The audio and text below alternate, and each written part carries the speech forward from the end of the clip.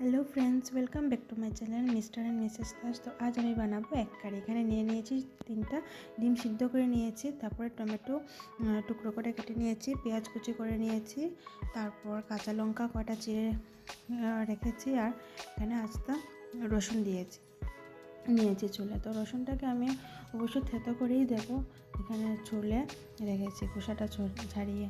তো এবার আমি কড়াইটা বসিয়ে দিয়েছি, তেলটা গরম হয়ে গেছে। এক এক করে ডিমটাকে আমি ভেজে নেব। আগের থেকে ডিম সিদ্ধ করে নিয়েছি, একবার সিম্পলভাবেই বানাবো।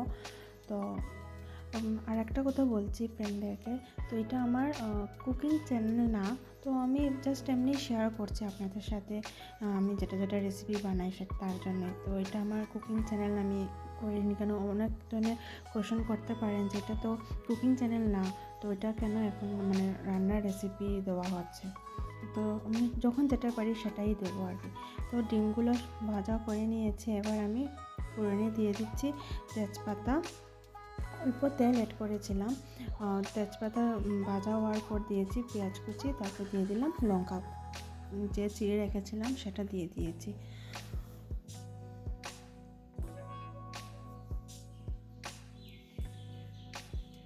তারপর দিয়ে দিলাম রসুন আস্তে আস্তে ছুলে রেখেছিলাম, ওটাকে আমি থেতো করে দিয়ে দিয়েছি, বাটিনি থেতো করে দিয়েছি।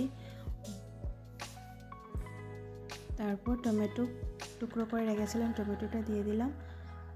এখানে আমি 3টা টমেটো দিয়েছি, ছোটো ছোটো মাঝারি সাইজের টমেটো 3টে দিয়েছি। তো এটা আমি ভালো করে এবার নাড়িয়ে নেব। তারপর এক এক করে এখন মশলা অ্যাড করব। ফার্স্টেই আমি দিয়ে দিলাম লবণ পরিমাণ মতো, তারপরে দিলাম হলদি গুঁড়ো, তারপরে দিলাম মরিচ গুঁড়ো, তারপরে দিলাম জিরে গুঁড়ো, তারপরে দিলাম ধনিয়া গুঁড়ো, তারপরে অ্যাড করলাম গরম মশলা গুঁড়ো।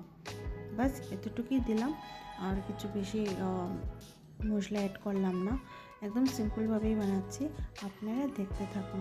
আর আমার এই রেসিপিটা যদি আপনাদের ভালো লেগে থাকে অবশ্যই কমেন্টে জানাবেন। আর আমার চ্যানেলে যদি কেউ নতুন সদস্য হয়ে থাকেন তো প্লিজ ফ্রেন্ডস সাবস্ক্রাইব করে যাবেন, আর লাইক শেয়ার করবেন অবশ্যই।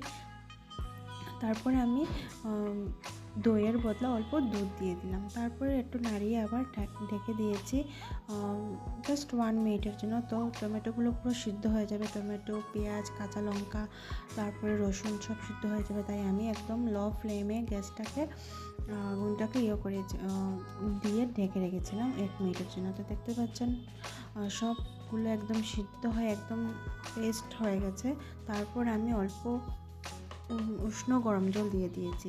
উষ্ণ গরম জল দিলে আর কি তরকারিটা খুব টেস্ট আসে, পুরো ঠান্ডা জল দিলে তরকারিটা ভালো লাগে না, তো তাই আমি একদম উষ্ণ গরম জল দিয়েছি। তারপর 3টা ডিম আমি দিয়ে দিলাম, এবার ভালো করে নাড়িয়ে, দেখতে পাচ্ছ বেশিও জল দেইনি, একদম কারি টাইপ, তো কারির মতনই হবে, তো তাই আমি একদম অল্প জল দিয়েছি, জাস্ট ফুটিয়ে ডিমগুলো দিয়ে দিলাম। তো দেখতে তো খুব ইয়াম্মি লাগছে। তো আপনার যদি রেসিপিটা ভালো লাগে থাকে অবশ্যই একটা লাইক করে যাবেন, আর সাবস্ক্রাইব করবেন নতুন সদস্য হলে। আজকের জন্য এতটুকুই, নেক্সট আবার নিয়ে আসবো নেক্সট ভিডিও। আপনারা সুস্থ থাকুন, ভালো থাকুন, থ্যাংক ইউ।